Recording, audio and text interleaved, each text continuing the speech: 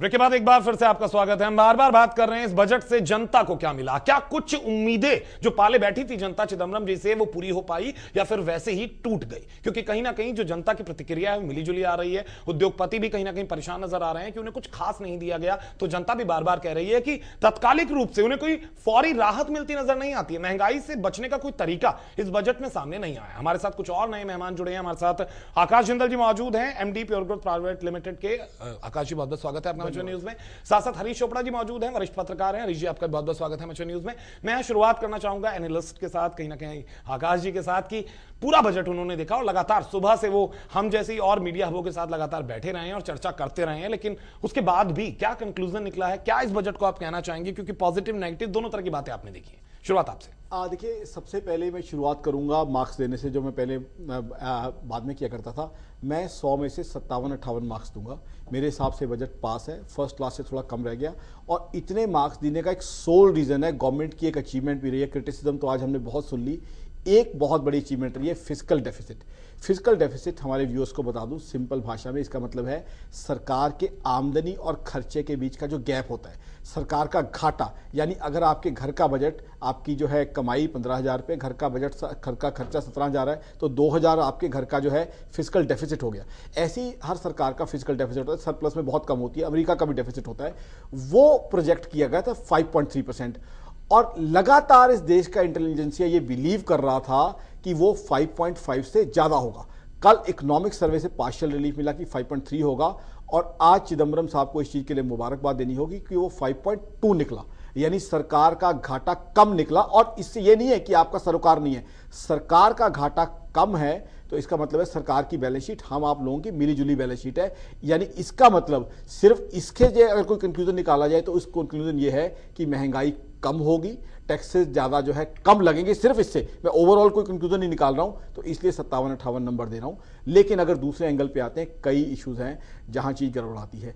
Income tax की exemption limit हम expect कर रहे थे 2,30,000, यहां exemption limit, mind my words, notional exemption limit, notional threshold limit 2,20,000 की गई है। एग्जम्पशन लिमिट 2,20,000 नहीं की गई, वो वहीं पे है। यानी 5 लाख 10 लाख वालों को उस एग्जम्पशन लिमिट का कोई फायदा नहीं होगा। महज 2,000 का क्रेडिट होगा। Please mark my word seriously. 2 lakh से 5 लाख के बीच में अगर आपकी इनकम है, इनकम टैक्स का आपको क्रेडिट मिलेगा यहां, यानी वहां आपको बहुत कम फायदा मिला। उसके बाद हाउसिंग फाइनेंस पे आते हैं। हाउसिंग फाइनेंस में 25 लाख से कम का लोन है अगर, और अगर वो आप फर्स्ट टाइम लोन ले रहे हैं, उसमें इंटरेस्ट कंपोनेंट की एग्जम्पशन जो है 1.5 लाख से 2.5 लाख की गई है। अब अगर लोन होता है पहले तो 25 लाख से कम की प्रॉपर्टी, अगर हम पंजाब की बात करते हैं, चंडीगढ़, पटियाला, लुधियाना, जलंधर, अमृतसर, मेरा एनालिसिस है सब जगह का प्रैक्टिकल, बहुत कम मिलती हैं। दिल्ली में तो आप भूल ही जाएं। तो उसमें भी जो है 15 लाख या 20 लाख पे जो इंटेग्रेटेड इंस्टॉलमेंट बनती है, क्योंकि इंस्टॉलमेंट के 2 हिस्से होते हैं, प्रिंसिपल कंपोनेंट और इंटरेस्ट कंपोनेंट। उसमें इंटरेस्ट कंपोनेंट 1.5 लाख से ऊपर आता ही नहीं है। तो हमें we have to actually hunt for a person who can have an interest of 2,50,000। तो वो जो है बहुत ज्यादा लॉजिकल नहीं है। तीसरी आती है वुमेन बैंक। अब वुमेन बैंक में है, I don't know whether women want it और नॉट। मेरा एक फर्स्ट हैंड एक्सपीरियंस जो है आज जो है, और मैं आपको मेथोडोलॉजी बताता हूं अपनी रिसर्च की। I been doing back to back TV shows और मैंने 3 फीमेल एंकर से ये चीज पूछी कि do you want a women bank, and the reply was clear cut no. Because देखिए, आज अगर महिलाओं को चाहिए बैंक से कुछ प्रोत्साहन चाहिए, मोटिवेशन चाहिए कि पुरुष प्रधान समाज में वो काम कर रही हैं, लेसर रेट ऑफ इंटरेस्ट। अगर हमने फीमेल एंटरप्रेन्योर्स को मोटिवेट करना है कि अपना बिजनेस चलाएं, अपना कोई काम करें, तो वो लेसर रेट ऑफ इंटरेस्ट चाहिए। या जो एंटरप्रेन्योर्स नहीं है फीमेल, कार के लिए, हाउसिंग के लिए लेसर रेट ऑफ इंटरेस्ट पे पैसा मिले। लेकिन वुमेन बैंक जिसमें वुमेन चलाएंगी, वुमेन कस्टमर्स होंगी, और अगेन जो बैंक है वो मैन पावर इंटेंसिव जॉब नहीं है, बहुत ज्यादा नौकरियां भी जनरेट नहीं होंगी। तो वो आइडिया भी कहीं ना कहीं जाके जेल नहीं कर रहा। बिल्कुल आकाश, मैं आपके पास आऊंगा। कहीं ना कहीं आपने 3-4 बाउंसर एक साथ सरकार की तरफ फेंक दिए हैं। एक तरफ आप 57 नंबर भी दे रहे हैं और बाउंसर पे बाउंसर मार रहे हैं कि कहीं ना कहीं नुकसानदायक जो योजनाएं की घोषणा की गई है बहुत ज्यादा फायदा नहीं पहुंचाती। हरीश जी भी हमारे साथ हैं। हरीश जी, एक पत्रकार होने के नाते अगर हम बात करें, लगातार कई बजट आपने देखे, इस बजट को और बजटों से अगर हम कैलकुलेशन इसकी करें, क्योंकि इस वक्त की जो स्थिति थी, आज 9वें साल में है और इस बार उम्मीद थी कि चुनावी बजट होगा। विपक्ष को तो ये उम्मीद थी कि बड़े सारे वादे किए जाएंगे, लेकिन मैं उसके विपरीत जाऊं कि जनता इस वक्त फौरी राहत चाहती थी, एकदम से फायदा क्या उसे मिलेगा, वो आपको लगता है मिल रहा है? देखिए, अगर मैं एक वाक्य में वित्त मंत्री के बजट का विश्लेषण करूं तो ये बजट मुझे आम आदमी के लिए बहुत संकट पैदा करने वाला लगता है। क्योंकि आम आदमी की जो पीड़ा है, आम आदमी का दर्द है, आम आदमी जो महंगाई के बोझ तले दबा हुआ, उसे कहीं भी राहत जो है वो मिलती नजर नहीं आ रही। चाहे वो सब्सिडी का मामला, आप देखिए सब्सिडी घटाने इस बजट में चिदम्बरम जी ने बहुत सब्सिडी घटाने की बात की है। आखिर वो सब्सिडी घटेगी तो उसका बोझ किस पर पड़ेगा? गैस और डीजल इस पर बढ़ेगा। इसके भाव पहले ही बाजार के हवाले कर तो बाजार के हवाले हैं और कहीं ना कहीं जब राष्ट्र की जो सत्ता है वो देश को बाजार के हवाले कर देगी तो कहीं ना कहीं लोक कल्याणकारी सरकार या लोक कल्याणकारी राज्य की अवधारणा जो है वो समाप्त होती नजर आ रही है मुझे इस बजट से। लेकिन आकाश जी यहाँ कुछ कहेंगे, जिस तरह से डीजल और गैस की बात करें, इस बजट में कोई खास जिक्र नहीं किया गया, बल्कि बाद में जो प्रेस कॉन्फ्रेंस की थी उसमें एलपीजी के दाम बढ़ाने का एक संकेत जरूर दे गए। With due regards to my learner friend, देखिए डीजल और एलपीजी की सब्सिडी को खत्म किया जाएगा, मार्केट से लिंक किया जाएगा, उसका जिक्र जो है बजट स्पीच में नहीं। मैं बार बार यही कह रहा हूं, बिल्कुल भी उसका जिक्र नहीं था। हाँ, ये जरूर है कि जो इकोनॉमिक रिव्यू हुआ था एक दिन पहले, उसमें सरकार को सजेस्ट किया गया था कि वो चीज अगर की जाए तो जीडीपी बढ़ सकती है। आज इन दोनों चीजों का जिक्र नहीं था। डीजल का जो डी कंट्रोल किया गया, as Vicky as you have rightly said, वो डी कंट्रोल भी रेगुलेटेड है। डी कंट्रोल तो होता कि मार्केट से लिंक कर दो, उसमें भी आपने कंफ्यूजन पैदा कर दिया। मैं तो बार बार यही कहता हूं, 50-50 पैसे हर महीने बढ़ेगा। सिलेंडर अगेन कंफ्यूजन है, 6 है, 9 है, 12 है, मैं भूल जाता हूं। अब छोड़िए और लोगों को जो है, और खासकर उन जगह पर जहां पर कांग्रेस की सरकार नहीं है, वहां पर तो ज्यादा दिक्कत है। तो इसलिए जो है वहां पे अभी मार्केट लिंकिंग नहीं की गई है। और मार्केट लिंकिंग इस चीज में मैं अपने मित्र के साथ हूं। गॉड फॉरबिड अगर मार्केट लिंकिंग हो जाती है तो मैं अपने मित्र की बात बिल्कुल मानता हूं, तो वो हमारे लिए बहुत एक जो है एक अलग इश्यू में चले जाए। आपको याद होगा विकी, आप ही ने मेरे साथ शोज किए थे, $150 पर बैरल। याद है आपको? 58 रुपीज पर डॉलर याद है आपको? तो अगर आप कैलकुलेशन कीजिए, ब्रेंट क्रूड जो $113 पर बैरल है, अभी $150 पर बैरल चला जाता है, और उस टाइम डॉलर की कीमत थी 40 रुपए। आज जो है 57-58 रुपए लास्ट ईयर चली गई थी। तो आप देखिए मार्केट लिंकिंग हमें कहां ले जाएगी। हमें नहीं भूलना चाहिए we are a welfare state. Subsidies, आज अमेरिका जिसको मैं कोट करने के लिए बदनाम हूं, हमारे रिफॉर्मिस्ट कोट करते हैं, वो भी सब्सिडीज दे रहा है। वो भी ये कह रहा है कि सब्सिडीज की तरफ बढ़ा जाए, क्योंकि वहां भी देखा जा रहा है ऑस्टेरिटी की जाए। लेकिन तो आकाश जी, मैं यहां अगर डीजल और हरीश जी, डीजल और रसोई गैस को एक मिनट के लिए अलग रखता हूं। असर पड़ता है और महंगाई का असर दोनों चीजों पर पड़ता है, लेकिन सिर्फ इस बजट की अगर मैं बात करूं, जो आज चिदम्बरम साहब ने कहा, उन्होंने जो शुरुआत की, उन्होंने कहा कि जो महंगाई कम होगी वो 3 चीजों से होगी। आकाश जी आपको भी चाहूंगा, उन्होंने कहा कि जो महंगाई कम होगी उसके लिए मेरे पास 3 पार्ट है।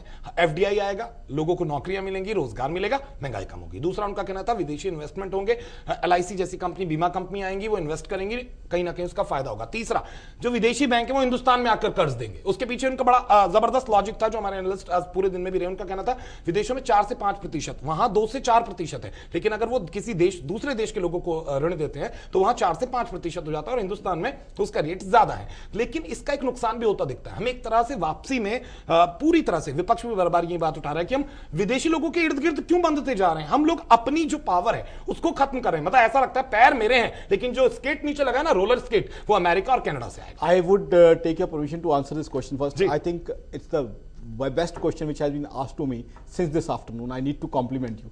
बहुत बढ़िया प्रश्न है जी। ये एक डिबेट छेड़ता है कि कहीं हम दोबारा विदेशियों के अंदर तो नहीं जा रहे, या जहां आप ले जा रहे थे विकी, कि कहीं ईस्ट इंडिया कंपनी वाला रेजीम, बिकॉज वो हमारी साइकी से कभी दूर नहीं हो सकता, एक बहुत बड़ी रियलिटी है, कहीं वहां तो नहीं हम जा रहे। अब विदेश में जो है, मैं इस चीज को बिल्कुल मानता हूं कि विदेशियों को एक लिमिट के बियॉन्ड हमें इन्वेस्ट नहीं करने देना चाहिए। एफडीआई के अंदर लिमिट्स होनी चाहिए, लेकिन एफआईआई, फॉरेन पोर्टफोलियो इन्वेस्टर्स, देखिए पहले तो दर्शकों को फर्क समझा दूं। एफडीआई का मतलब वो लोग जो कारखानों में पैसा लगाते हैं विदेशी, वहां एक लिमिट्स होनी चाहिए। एफआईआई का मतलब वो लोग हैं जो मात्र स्टॉक मार्केट में पैसा लगाते हैं। अब मात्र स्टॉक मार्केट में शेयर्स खरीदने में जो है, वहां आप देश में कब्जा नहीं कर सकते। तो एफआईआई को तो आने दीजिए, because as Vicky has rightly said, उनके वहां फंड सस्ते अवेलेबल हैं, हमारे यहाँ इन्वेस्टमेंट अपॉर्चुनिटी है, उससे कंट्री को फायदा होता है और डॉलर्स भी आते हैं, जिससे क्रूड ऑयल सस्ता होता है। वहां कोई इश्यू नहीं है। But FDI, yes you are right, FDI में we should have limits, checks and balances. हमें इतना अपना एक्यूमेंट स्ट्रॉन्ग करना है कि उस पैसे को यूज करना है अपने बेनिफिट के लिए, ना कि जो है उसमें जो है उनकी टर्म्स एंड कंडीशन। पैसा आने दीजिए, बट टर्म्स एंड कंडीशंस हमारी होनी चाहिए, ताकि वो पैसा हमारे लिए इस्तेमाल हो। बिकॉज आज जो है विदेशी अगर यहां लगा रहे हैं पैसा, they are not doing charity, they need us. I mean, as an Indian, I can arrogantly, as an Indian, I can proudly say today that yes we are performing. आज अमेरिका की जीडीपी ग्रोथ क्या है, last quarter जो financial इसका calendar year का था, माफ कीजिए, -0.1%। यूरोप की GDP growth quarter to quarter कई कंट्रीज की 0.25% या आधा % से कम है। आज हम 6.4% आगे आने वाले साल के लिए प्रोजेक्ट कर रहे हैं। तो यस वी आर परफॉर्मिंग, तो foreigners would come with money, we should welcome that, but yes you are right with our checks balances and conditions. Harish ji, यहां मैं इसे आपको दूसरे नजरिए से ले जाना चाहूंगा। यहाँ कहीं ना कहीं हमारे देश में जब बजट पेश होता है वो केवल आम आदमी के लिए तो होता ही है, लेकिन कहीं ना कहीं विपक्ष और पक्ष को दोनों को एक मौका देता है जनता को अपनी जेब में रखी तस्वीर को सामने रखने का। हमेशा हमेशा जनता ये जानती है कि बजट के जरिए सरकार हमारे कितना हित सोचती है, देखना चाहती है, भले ही ऐसा ना होता हो बजट से, लेकिन फिर भी ये सोचती है। तो इसे आप अगर इसे पॉलिटिकल या हमारे देश के इतिहास से जोड़कर देखें, जो बार बार मैं ईस्ट इंडिया की जो उन्होंने संकेत भी दिए आकाश जी ने, आपको क्या लगता है क्या इसका फर्क पड़ेगा, नुकसान होगा हमें? नहीं, आकाश जी का नजरिया बिल्कुल सही है, मैं इनके दृष्टिकोण से पूरी तरह सहमत हूं कि चेक एंड बैलेंस होना चाहिए। लेकिन सबसे बड़ी समस्या क्या है कि जिस तरह से करंट डेफिसिट जो है, अकाउंट डेफिसिट हमारा बहुत नीचे जा रहा है और हमें 75 अरब डॉलर्स के करीब बढ़ रहा है, हाँ बढ़ रहा है, नीचे नहीं जा रहा, बढ़ रहा है, डेफिसिट बढ़ रहा है और घाटा बढ़ रहा है और हमें 75 अरब डॉलर की फॉरेन इन्वेस्टमेंट की जरूरत है। तो क्या हम, ये भी सवाल उठता है आम आदमी के सामने, क्या हम ऋण के जाल में फंसते जा रहे हैं? लेकिन यहाँ एक अहम नया मुद्दा आता है। एक आम सवाल यह है कि रोजगार मूलक नहीं है, उत्पादन मूलक नहीं है, हमसे केवल इन्वेस्टमेंट चाहते हैं, लेकिन प्रोडक्शन बढ़ाना पड़ेगा ना, प्रोडक्शन बढ़ाना पड़ेगा, प्रोडक्शन बढ़ाने के लिए हमें ऋण लेना पड़ेगा। मेरे दोस्त ने बड़ा इंटरेस्टिंग पॉइंट रेज किया है कि क्या हम ऋण में जा रहे हैं। देखिए current account deficit, I am totally with him. Current account deficit अगर आप मुझसे पूछें, फिजिकल डेफिसिट और करंट अकाउंट डेफिसिट में हमेशा, जब मैं इकोनॉमिक्स पढ़ाता हूं देश में या विदेश में, फिजिकल डेफिसिट ज्यादा इंपॉर्टेंट होता है, लेकिन आज करंट अकाउंट डेफिसिट हमारे लिए ज्यादा रेलिवेंट है। लेकिन यहां एक मैं क्लैरिफिकेशन कर दूं आप दोनों को कि हम ऋण नहीं ले रहे हैं। FIS का मतलब है कि हम इक्विटी मार्केट में पैसा ले रहे हैं, तो वो पैसा वो अपने रिस्क पे लगा रहे हैं, वो बढ़ के या कम होके दोनों ही एंगल से वापस जा रहे हैं। जिस ऋण की बात कर रहे हैं उसका इशारा दूसरी तरफ था, वो FII की बात नहीं कर रहे थे जो इन्वेस्टमेंट इक्विटी मार्केट में होता है। उनका कहना है कि जिस तरह से हम विदेशी लोगों को अंदर अपने हिंदुस्तान में आकर बहुत सारी चीजों में पैसा लगाने की इजाजत दे रहे हैं, हम मानते हैं कि उस पर रोक लगाई गई है, लेकिन जो हमारे उद्योग है, हमारे कुटीर उद्योग है, आप एक बात बताइए, आज एक बड़ी कंपनी आती है, चाहे वो रेस्टोरेंट ही आता है, वो अपने सामान तो बेचता ही है, लेकिन वो हिंदुस्तानी ढोकला भी बेचता है, वो टिक्की भी बेचता है, लेकिन अपने रेट पर। और कुछ जगह तो ऐसा भी हुआ है कि हमारी हिंदुस्तानी चीजों को जिसे हम बनाते थे, हम खाते थे, रोज खाते थे, अब वो हमें किसी एक ब्रांड से लेनी पड़ती है और उसकी ही है, हम उस नाम से भी नहीं बेच सकते। ऐसी स्थिति अगर लंबे समय तक चले तो इन बजटों की जो जिस तरह की पॉलिसीज आती हैं, इनकी कोई वक्त नहीं रह जाएगी। उसका तरीका आपको बताऊं मैं, उसका तरीका यह है, उनको आने दीजिए, काम करने दीजिए। उनके लिए आप रेगुलेशन ऐसे रखिए कि वो हमारा सामान हमें बेचें। सबसे आसान और सबसे बढ़िया रेगुलेशन, डिविडेंड्स या प्रॉफिट्स को कितने रिपेट्रिएट कर सकते हैं, या आम भाषा में को कितने विदेश ले जा सकते हैं, उसके ऊपर जो है आप क्लियर कट रेगुलेशन लाइए। कुछ मुल्कों ने ये रेगुलेशन लाया है।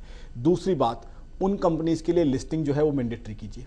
तीसरी बात, उन कंपनीज के लिए बड़ा सिंपल सी बात है, जो कॉर्पोरेट टैक्स है, एक जमाना था जब कॉर्पोरेट टैक्स इंडियन कंपनीज के लिए अलग होता था, फॉरेन कंपनीज के लिए अलग। बिल्कुल, कॉर्पोरेट टैक्स आप उनसे हायर चार्ज कीजिए, तो उनसे जो है उन्हें कारोबार करने दीजिए। बट हमारे देश से जो है पैसा कमा के लेके जाने की बजाय वो पैसा जो है देश के अंदर आप देखिए, आज ग्लोबलाइजेशन का जमाना है। मैं कहूंगा 1991 से जब से ग्लोबलाइजेशन की बात हुई है, तब से हम लोग में बदलाव आया है। वापस चर्चा करेंगे, एक छोटा सा ब्रेक लेंगे यहां पर, ब्रेक के बाद वापस लौटेंगे, चर्चा जारी रहेगी कि क्या सचमुच ग्लोबलाइजेशन के इस दौर में जिस बजट की रणनीति की हम बात कर रहे हैं, योजनाओं की बात कर रहे हैं, क्या वो कारगर साबित होंगे। और साथ साथ अहम सवाल यह भी है, किन चीजों पर पैसा बढ़ाया गया है, या शुल्क बढ़ाया गया है, या टैक्स लगाया गया, और किन चीजों में सस्ता किया गया, क्या वो लॉजिकल है आज के हिसाब से, क्या सचमुच हम लोग उसमें कारगर साबित होंगे जो चिदम्बरम साहब चाहते हैं। क्योंकि मुझे चिदम्बरम साहब से पर्सनली अगर मैं कहूं, काफी उम्मीदें थी, मुझे उम्मीद थी, पढ़े लिखे आदमी हैं, और कहीं ना कहीं जिस तरह से वो बजट आप इससे पहले अर्थशास्त्र को देखते आए, काफी कुछ राहत देंगे, वो अभी मुझे तत्कालिक, मैं बार बार कह रहा हूं, नजर नहीं आ रही है, प्रत्यक्ष रूप से नजर नहीं आ रही है। उस पर भी चर्चा करेंगे छोटे से ब्रेक के बाद।